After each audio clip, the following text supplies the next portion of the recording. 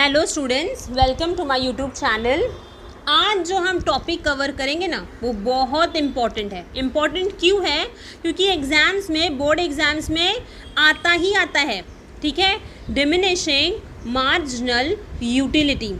अब ये हमारा यूटिलिटी एनालिसिस का थर्ड क्वेश्चन है, डिमिनिशिंग मार्जिनल यूटिलिटी। ठीक है, एकदम सिंपल। डिमिनिशिंग का मतलब क्या होता है? डिमिनिशिंग का मतलब होता है गिरना। मार्जिनल का मतलब होता है एडिशनल। यूटिलिटी तो आप लोगों को पता ही है। ठीक है, जब कोई प्रोडक्ट हम कंज्यूम कर रहे हैं एट अ कंटिन्यूस लेवल, ठीक है, मतलब मैं बैठी हुई हूँ, मैंने फर्स्ट चपाती, मैं बहुत ज़्यादा I am hungry, so I take first piece of chapati. ठीक है, फिर मुझे लगेगा ओके फाइन, ठीक है, मैंने सेकेंड चपाती खाया। ठीक है, तो मुझे लगा अब बस हो गया, बट स्टिल मुझे थोड़ी सी ज़्यादा भूख लग रही थी, तो मैंने क्या कर दिया, थर्ड चपाती खाया। तो जैसे जैसे चपाती, एडिशनल चपाती मैं खाती गई, मेरा सेटिस्फैक्शन लेवल क्या होता गया, गिरता गया। हम उसे कहेंगे diminishing marginal utility. I guess ये जो टॉपिक है एकदम स्टार्ट ऑफ द मीनिंग वो समझ में आया होगा एकदम सिंपल तरीके से। अब मैंने एग्जाम पॉइंट ऑफ व्यू से आप लोगों को बार बार बोला है कि ये चैप्टर इनफैक्ट एक क्वेश्चन जो है वो एग्ज़ाम पॉइंट ऑफ व्यू से बहुत ज़्यादा इम्पॉर्टेंट है। ठीक है, लेट्स स्टार्ट। अगर एग्ज़ाम में क्वेश्चन आएगा state law of diminishing marginal utility, explain it's, या तो एग्जाम में अजम्पशन पूछेगा, या तो एक्सेप्शन पूछेगा, या तो क्रिटिसिज्म पूछेगा, या तो सिग्निफिकेंस। ये चारों में से कोई भी एक पूछेगा, पर एग्जाम पॉइंट ऑफ व्यू से सबसे ज़्यादा जो इम्पोर्टेंट पूछता है वो पूछता है अजम्पशंस एंड एक्सेप्शंस। ठीक है, so let's start. What is diminishing? अगर मैं ऐसा क्वेश्चन आएगा, state what is diminishing marginal utility and it's assumption, तो कैसे लिखना है? सबसे पहले शुरुआत करना है स्टेटमेंट ऑफ लॉ से। ठीक है, तो according to professor Alfred Marshall, मैंने नाम इसलिए लिखा हुआ है क्योंकि एल्फ्रेड मार्शल ने ये लॉ स्टेट किया था। So other things remaining constant, ठीक है, other things remaining constant, additional benefit which a person derives from a given increase in his stock of a thing diminishes with every increase in the stock that he already has. एकदम simple. जैसे जैसे additional चीज़ें मैंने खाती गई, वैसे वैसे हर एक एडिशनल चीज़ पे मेरा जो सेटिस्फैक्शन लेवल है वो गिरता जाएगा। यही स्टेटमेंट ऑफ लॉ बोलता है। Clear everyone? समझ में आया? एकदम इजी में समझा दिया था मैंने। ठीक है, अब स्टेटमेंट ऑफ लॉ तुम लोगों ने लिख दिया। अब हम बनाएंगे स्केड्यूल, जिसको हम कहते हैं टेबल। ठीक है, अब फॉर एग्जाम्पल यही सेम एग्ज़ाम में भी ऐसे ही करना है, स्टेटमेंट लिखना है, उसके बाद में करना है टेबल। फॉर एग्जाम्पल ये यूनिट है एंड ये है मार्जिनल यूटिलिटी। मैंने लिया 1 2 3 4 5 और ले लेते हैं एडिशनल ले लेते हैं, 1 minute.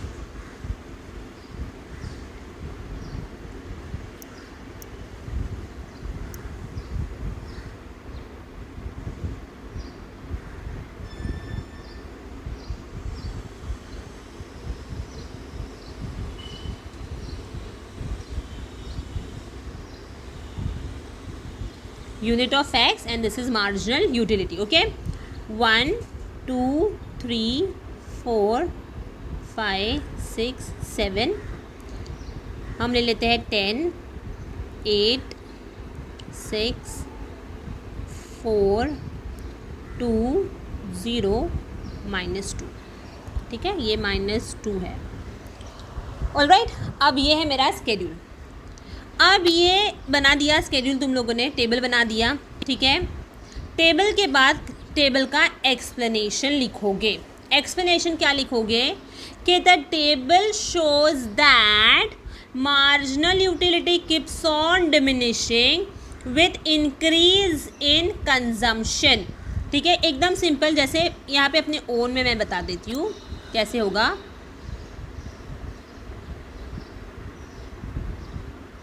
the table shows that mu keeps decreasing with increase in consumption. Further, it becomes 0 and negative. Okay, so table क्या बता रहा है कि एमयू तुम लोगों का कम होता जाएगा जैसे जैसे तुम लोगों ने ज़्यादा से ज़्यादा कंजम्पशन किया है. एक पॉइंट ऐसा होगा जहाँ पे तुम लोगों का एमयू जो है वो 0 हो सकता है एंड नेगेटिव हो सकता है. ठीक है, तो यहाँ पे एक और स्टेटमेंट तुम लोग लिख सकते हो और एक एक्सप्लेनेशन ले सकते हो. इसको स्क्रीनशॉट ले लेना, फिर मैं और एक्सप्लेनेशन दे रही हूँ.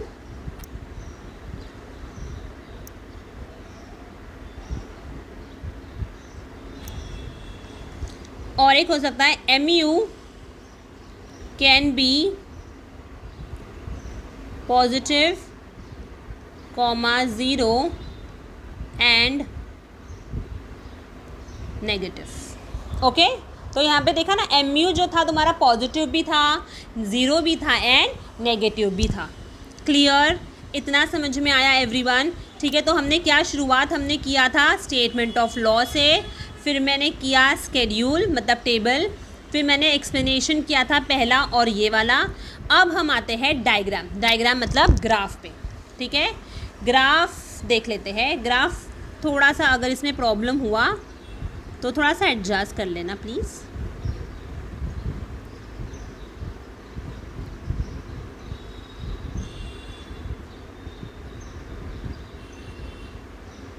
जगह थोड़ी सी कम है. ठीक है, एक्स एक्सिस है और ये वाई एक्सिस है. 2 4 6 8 10. ऑलराइट, ये है एमयू और ये था मेरा यूनिट ऑफ एक्स. ठीक है, अब टेबल पे यूनिट ऑफ 1 जो था, यूनिट ऑफ 1 पे 10 था, यूनिट 2 पे 8, यूनिट 3 पे 6, यूनिट 4 पे 4, यूनिट 5 पे 2, यूनिट 6 पे 0 और यूनिट 7 पे -2 था. ठीक है, ये थोड़ा सा दिख रहा है, 7 पे 0. ऑलराइट, तो ये जो मेरा कर्व है, लाइन थोड़ा सा टेढ़ी आ सकती है. ओ नो, ठीक है.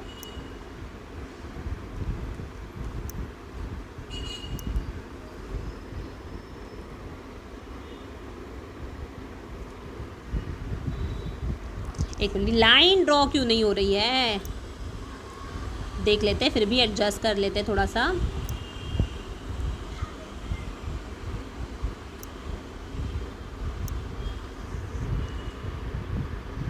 ओके, अभी थोड़ी सी आ रही है. ठीक है, पर स्टिल आई गेस तुम लोगों ने एडजस्ट कर लिया होगा. ठीक है, ठीक है, ये लाइन ऐसी ड्रॉ हुई है कुछ, ये एमयू है.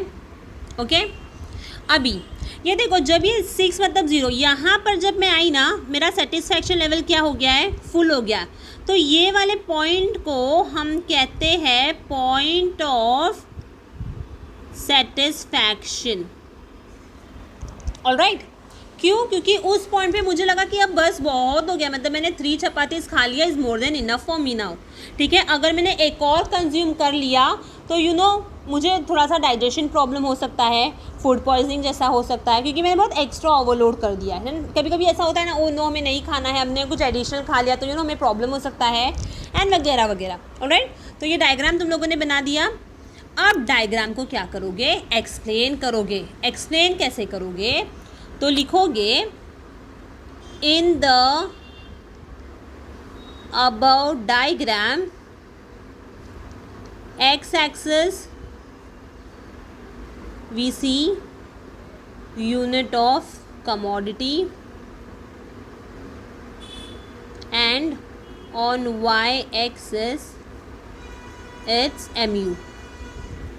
ठीक है, mu curve slopes downward from left to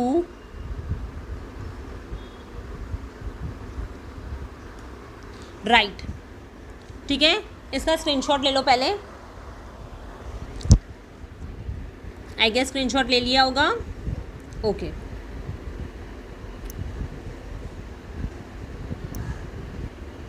फिर हमने क्या लिखा था, MU curve slopes downward from left to right showing a negative curve. Here, as the unit of commodity increases, the MU curve decreases. This shows MU can be, screenshot ले लेना, this shows MU can be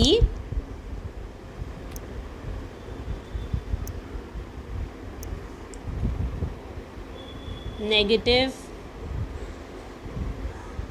positive and 0 at point 6 or unit 6. The MU is 0. It indicates point of satisfaction. Alright, थोड़ा सा adjust कर लेना मेरी hand writing को, पर I guess समझ में आ गया होगा। इफ इन केस कुछ भी डाउट है तो कमेंट कर लेना and I will try to solve whatever doubt you have. ठीक है, ये तुम्हारा एक्सप्लेनेशन था।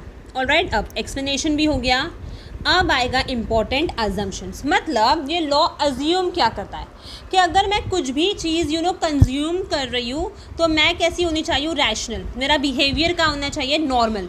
So the first point is rationality. So the behaviour of the consumer should be normal. Second, अगर हम कुछ भी चीज़ें कंज्यूम कर रहे हैं ना तो वो नंबर वाइज होना चाहिए। मतलब मैंने 1 चपाती खाया, 2 चपाती लिया, सेकेंड 3rd चपाती लिया, वैसा होना चाहिए ना, तो वो होगा तुम्हारा कार्डिनल मेजरमेंट। थर्ड, होमोजेनाइटी, मतलब जो भी प्रोडक्ट मैं ले रही हूँ वो एकदम सेम होना चाहिए, same in case of shape, taste, size etcetera. ठीक है, अब कुछ भी चीज़ मैं कंज्यूम कर रही हूँ वो एकदम कंटिन्यू होना चाहिए, मतलब without any break. If I am sitting and I am having my dinner, so it has to be continuous, मतलब 1 chapati, 2 chapati, 3 chapati, it has to be on a continue basis. ठीक है, so continuity.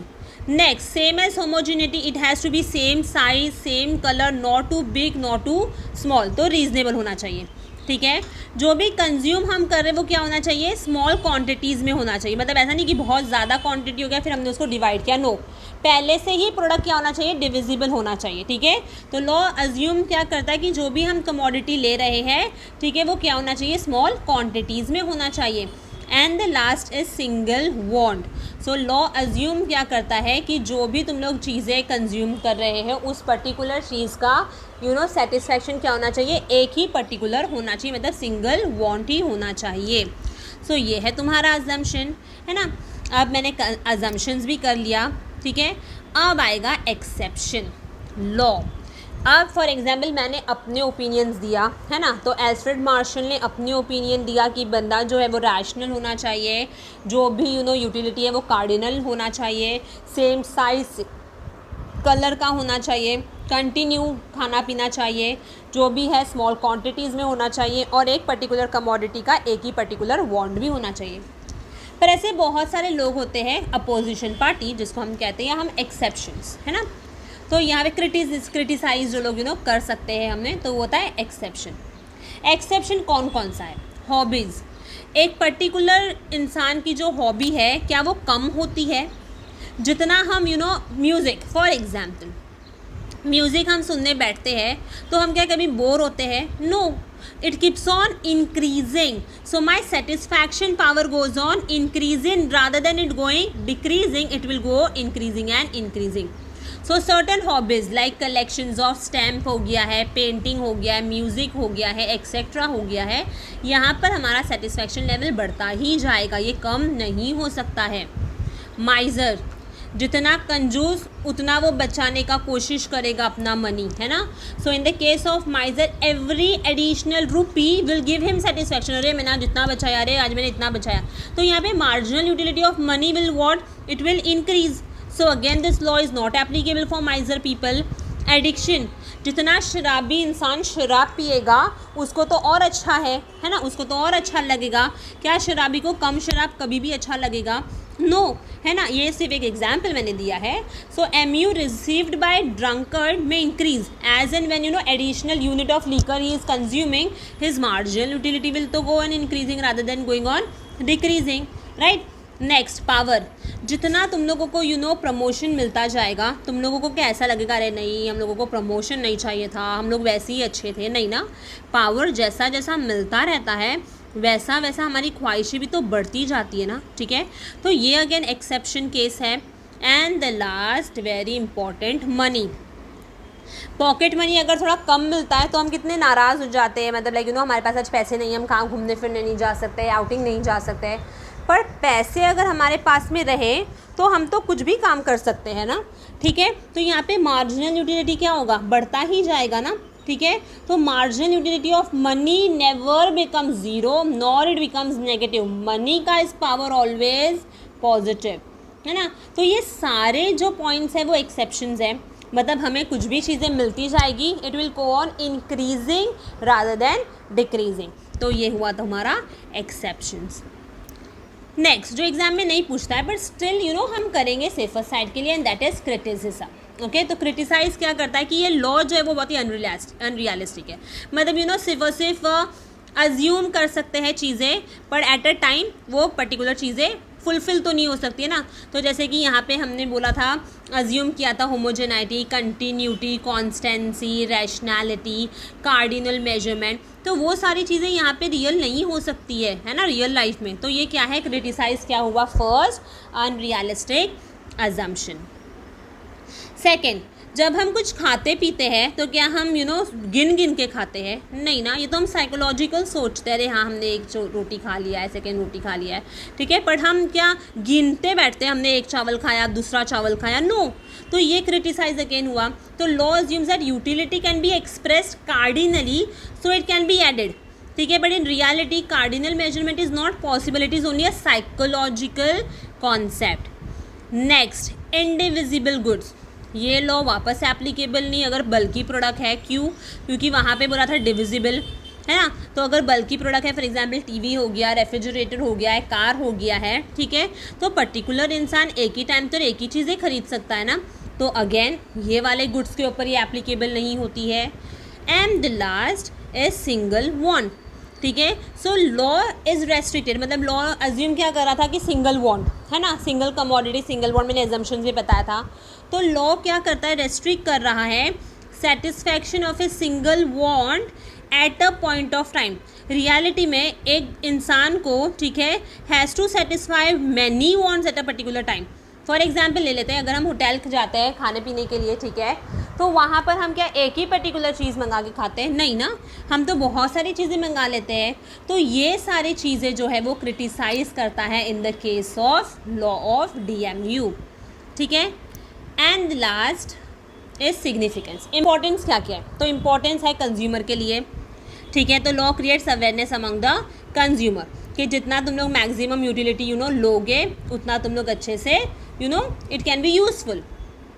Next, it is useful for the government to frame policies like you have tax policy, you have trade policy, then you have pricing policy and etc. Next, basis of paradox of value. See, paradox of value and paradox of use is two different thing. For example, value in exchange क्या होता है? Value in exchange मतलब मैंने कुछ सामान दिया, बदले में मुझे कुछ मिला. Value in use मतलब हम लोगों को सनशाइन, वाटर, एयर, ये सब मुफ्त में मिलता है, ठीक है, और हम उसको कंज्यूम अच्छे से करते रहते हैं. पर अगर मैंने डायमंड की बात किया, मैंने गोल्ड की बात किया, तो ये वैल्यू इन एक्सचेंज हो सकता है. ठीक है. तो आज की तारीख में value in exchange is more than value in use. हमें चीज़ें जो मुफ्त में मिल जाती है हम उसको एकदम बिंदास यूज़ करते हैं, हम उसको बराबर से यूटिलाइज़ नहीं करते हैं। पर जब हमें पैसे देने की बारी आती है तो हम कितना सोच समझ के उसको इस्तेमाल करते हैं ना। डायमंड्स को हम बड़े अच्छे से संभालते हैं, रखते हैं लॉकर्स में। और पानी हमें पता है हमें मुफ्त में मिलता है तो हम टैप ओपन कर देते हैं, है ना। सो इससे एक नॉर्मल दिस इज़ जनरल कि हमें चीज़ें बहुत ही अच्छे तरीके से यूटिलाइज़ करनी है अगर वो चीज़ें हमें फ्री में मिलती है तो। Alright, and the last is basis of law of demand, है ना। So according to the law of demand यहाँ पे क्या बोला हुआ है कि consumer will purchase more and more units of goods, उसका मार्जिनल यूटिलिटी क्या होता रहेगा, कम से कम होता रहेगा। Okay, so the law of demand is based on the law of diminishing marginal utility, जो हम नेक्स्ट चैप्टर में पढ़ेंगे, लॉ ऑफ डिमांड। ओके, तो ये जो टॉपिक है DMU आई गेस वो अच्छे तरीके से समझ में आया होगा। अब एग्ज़ाम में कैसे लिखना है, सबसे पहले स्टेटमेंट ऑफ लॉ, फिर स्केड्यूल बनाना है, उसका एक्सप्लेनेशन, फिर डायग्राम, उसका एक्सप्लेनेशन, और देखना है कि एग्ज़ाम में क्या पूछा है। अजम्पशन पूछा है तो अजम्पशन, ठीक है। फिर तुम लोग एक्सेप्शन, क्रिटिसिज्म और सिग्निफिकेंस नहीं लिखोगे, और अगर एग्ज़ाम में एक्सेप्शन पूछा है तो तुम लोगों को एक्सेप्शंस लिखना है, ठीक है। होप ये जो टॉपिक है वो समझ में आया होगा। In case if you people feel any doubt, ठीक है, समझ में नहीं आया, एक्सप्लेनेशन में मैंने कुछ नहीं बराबर से लिखा है, तो do comment and I will try to solve the problem. Okay, thank you everyone. Hope ये जो टॉपिक है वो अच्छे से समझ में आया होगा। If yes, keep sharing the video with your friends, do like and subscribe my channel. Thank you.